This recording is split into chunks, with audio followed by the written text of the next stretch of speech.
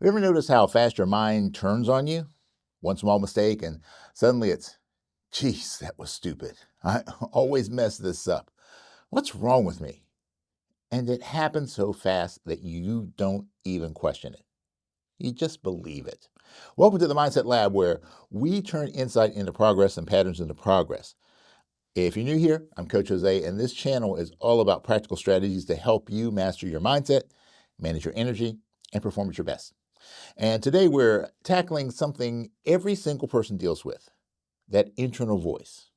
And more importantly, how to interrupt it before it takes over. Because this isn't about thinking positively. It's about learning how to think accurately and effectively in real time. So let's step into the lab. All right, so here is what most people don't realize. Your brain doesn't distinguish very well between something happening and something you're saying about what's happening. So when you say something like, that was terrible, or I'm so bad at this, your brain reacts as if that's true. Not a thought, a fact. It's kind of like having a narrator in your head, and instead of questioning the narrator, you just assume that they're always right. So let's break this down in real time. Something small happens. You make a mistake. Now comes the thought. That was stupid. And that creates a feeling. Maybe it's frustration, embarrassment, doubt. And that feeling drives your behavior. You hesitate, you pull back, you stop trying. And what happens next? Well, you don't perform at your best, which reinforces the original thought. See, I knew it.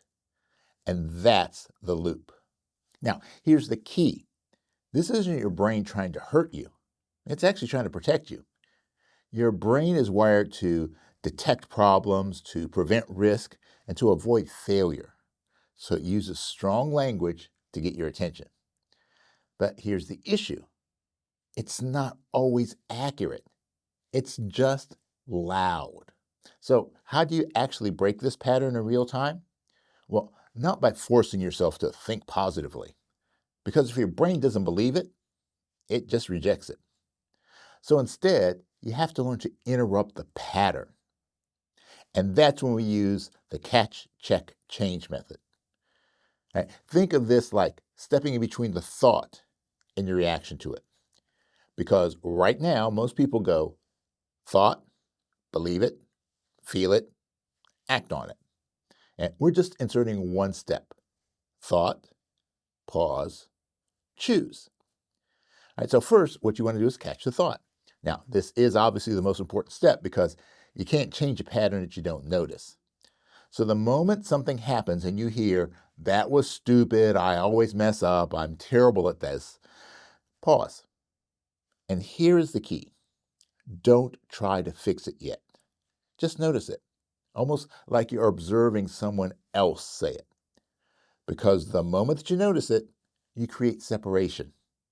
And that separation, that is where your power is. Step 2, check it. Now we slow things down just a little bit. Ask yourself, is this actually true or is this just my reaction? Because most self-talk is not objective, it's emotional. And emotional language tends to exaggerate. Words like always, never, terrible, disaster. Now, those probably aren't facts.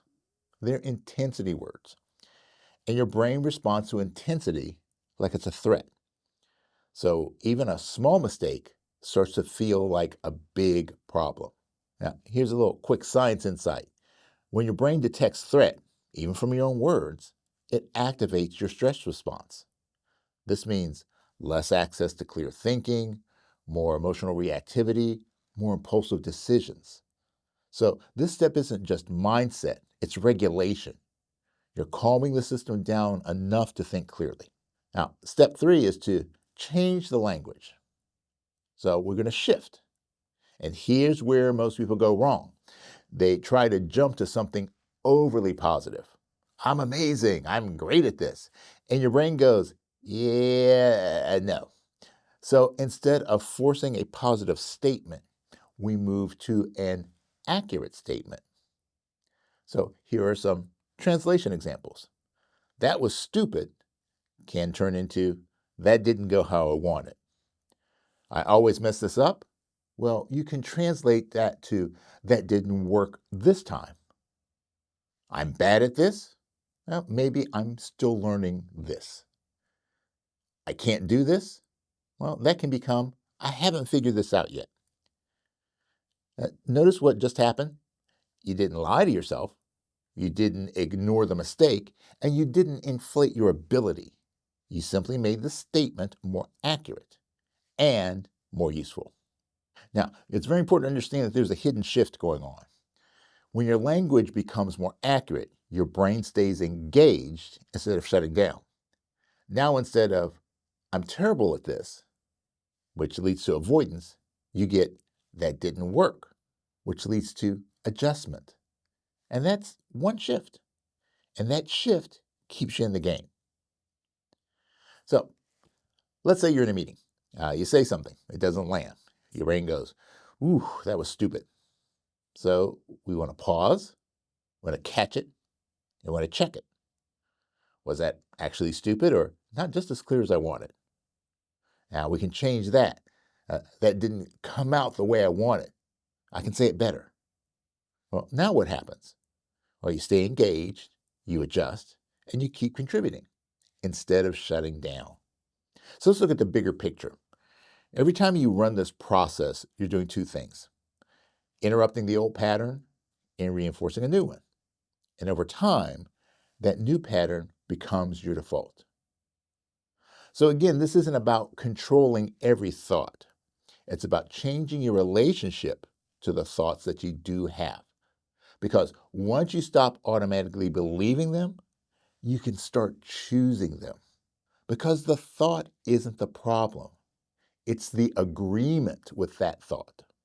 All right, if this resonated with you, this is actually one piece of a much bigger system I teach about how your language shapes your identity and your results. And if you want to go deeper, check out this week's episode of the Personal Mastery and Growth Podcast. And if you want something practical to help you apply this, I've got a tool linked below that walks you through this process step by step. It's called the Flip the Script Workbook, and it walks you step by step through how to catch, reframe, and take control of your thinking in real time. All right, so if this gave you something useful, make sure you like, subscribe, and share it with someone who might need it. And remember, it is what it is, but it becomes what you make it. So make it great.